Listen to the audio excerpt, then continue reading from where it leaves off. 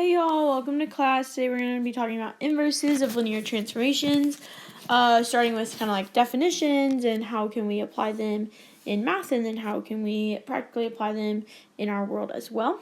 For starters, let's look at some definitions. A linear map T is an element of L from V to W. So just a reminder, this is saying T is of L from V to W. So it's going to map from V to W, and then S is actually going to do the opposite. It's going to then map from W to V. So when I have them next to each other, S of T is going to go from W to V to W, so it gets back to W, and then T of S is also going to go back to itself.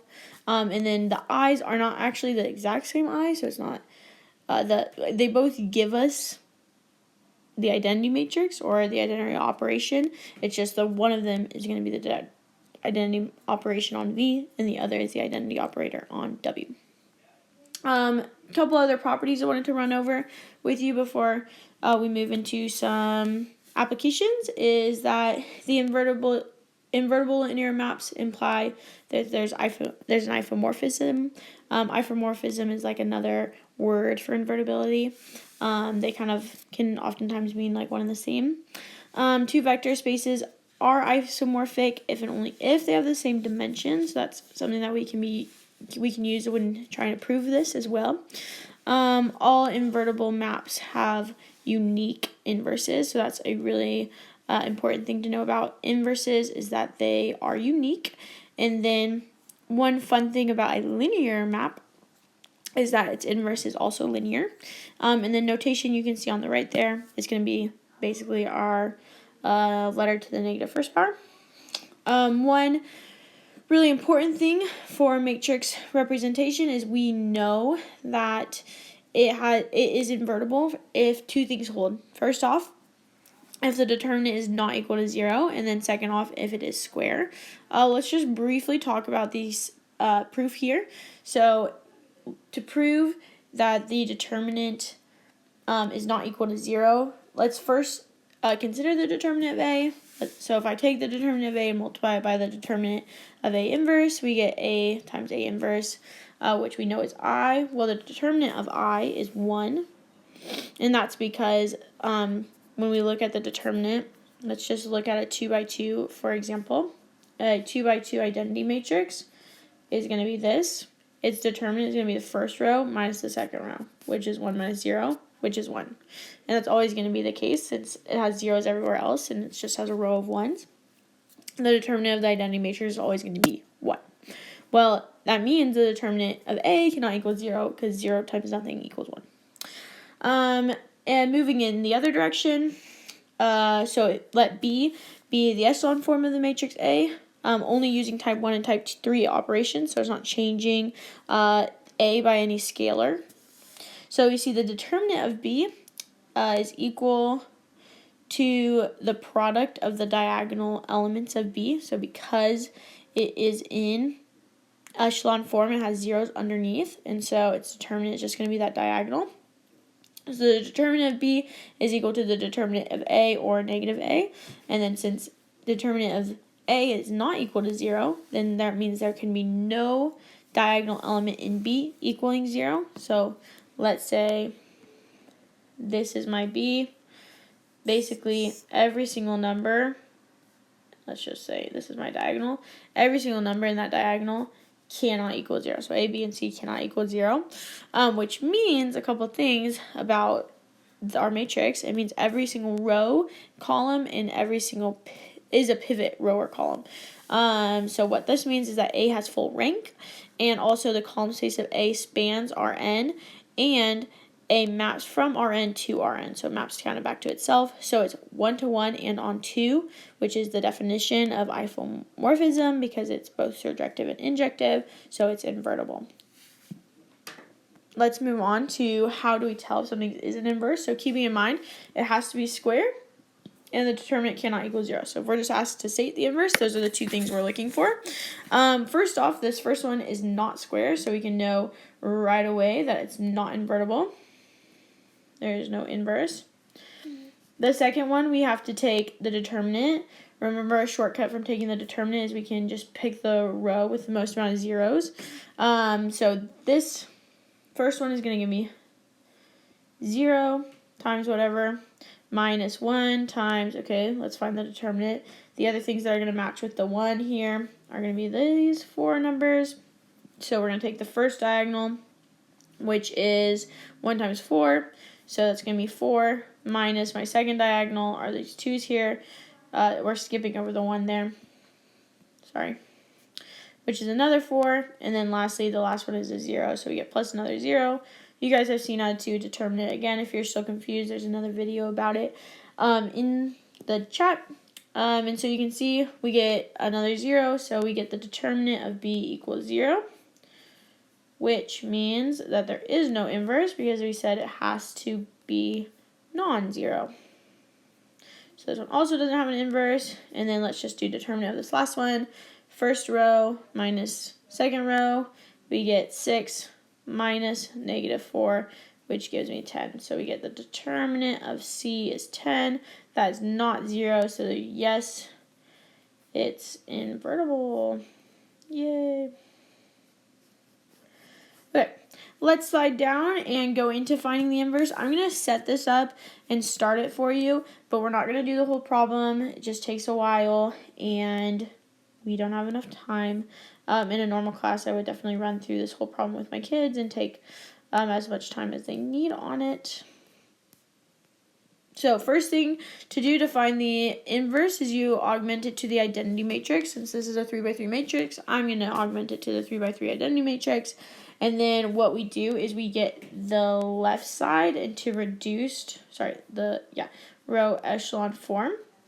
And while I'm doing this, we'll see the right side begins to change. So we'll just do the first step with you, and then you can kind of try the rest on your own.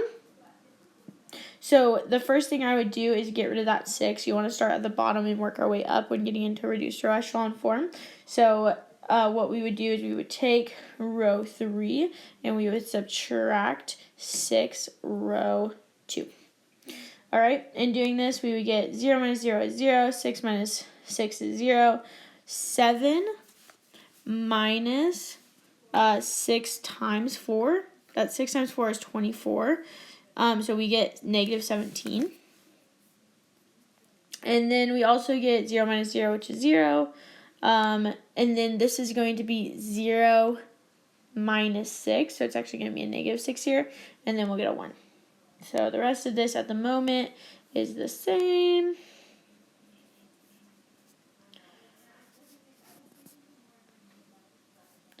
And then just walking you through it, the next thing we would have to do, this isn't the prettiest example, is get rid of the 17. So we would divide that over and make it a 1. And then we would work our way up. We would get rid of this 4 by subtracting the 1 that's going to be in the column below it.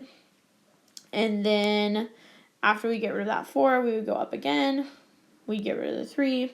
And then we get rid of the 2.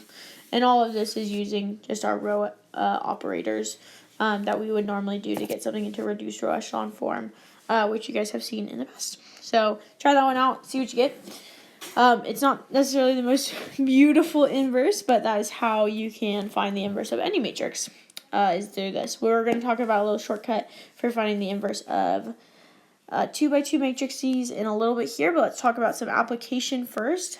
Matrix inverses and just inverses of any linear transformation are used all the time. And here are some examples of when they're used. They're used in computer graphics, in camera views, and projections. This is good for 3D rendering of objects. 3D rendering is very popular in computer graphics and requires inverses in order to bring it back to its initial. Inverses are also super helpful in anything involving rotation because they can be kind of a trickier thing to map, and so using an inverse to get back to the initial is really helpful. And scaling and translating problems that can be used in transformations as well. In cryptography, we're going to use an example of this down below, but this is great for both encrypting and decrypting text. In physics, is used a lot in rotation, in mechanics, Inverses allow one to reverse rotation, which can be really helpful.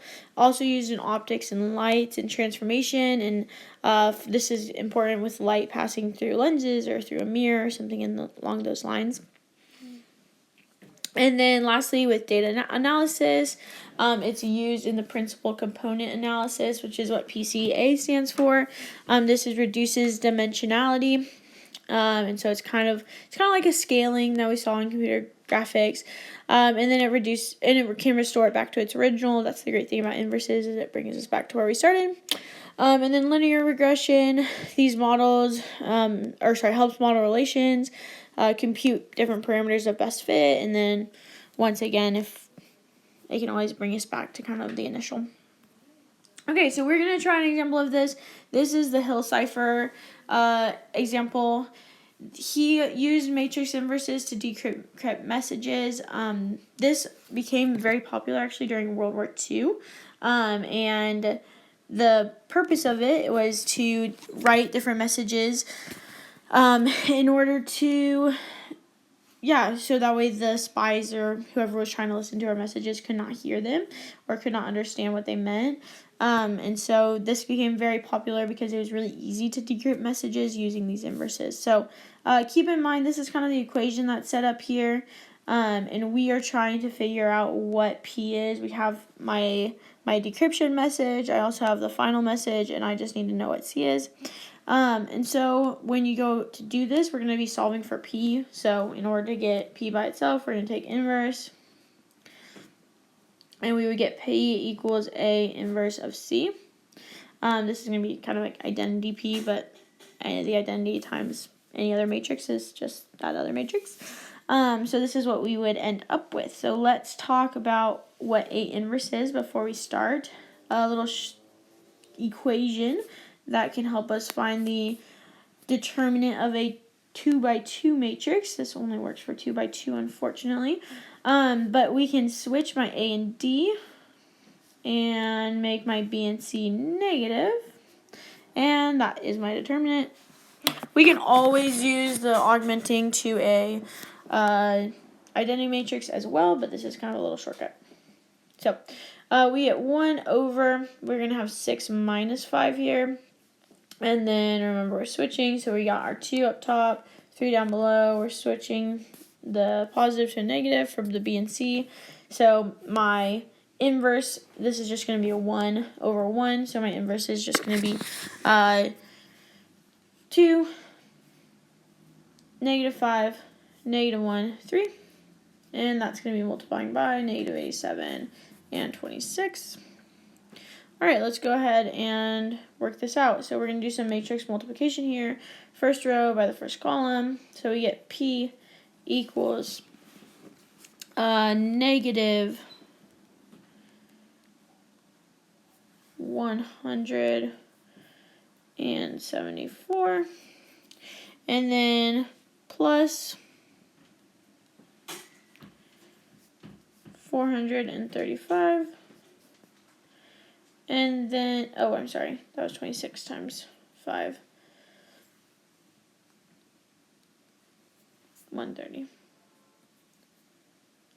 And that is actually going to be negative, not positive. Okay. I was multiplying it by the 87. Okay, and then we get the negative 1 times 87, which is positive 87, plus 3 times 26 is 78. And this is going to simplify to negative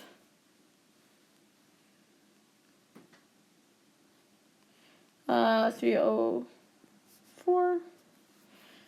And then the bottom is going to give us 165. And if we take that mod 26, that's going to simplify to